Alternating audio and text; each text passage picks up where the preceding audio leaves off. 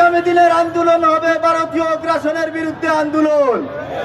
আমরা বলতে চাই, যতক্ষণ পর্যন্ত ভারতীয় সরকার আমাদের দেশের ফ্যাসিস্ট হাসিনা সহ সকল খুনিদের আমাদের মাঝে ফিরিয়ে না দেবে, ততক্ষণ পর্যন্ত ভারতীয় কোনো কার্যক্রম আমাদের দেশে পরিচালনা করতে দেওয়া হবে না।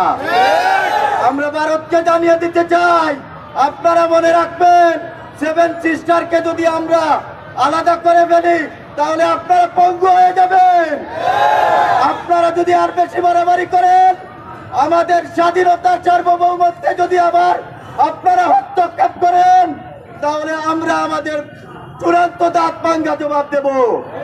সংগ্রামী উপস্থিতি, আমরা প্রশাসনকে বলতে চাই, আপনারা অতিথি আমরা দেখছি, জামাত শিবিরের নেতৃবৃন্দকে আপনারা মাটির নিচ থেকে খুঁজে বের করতেন।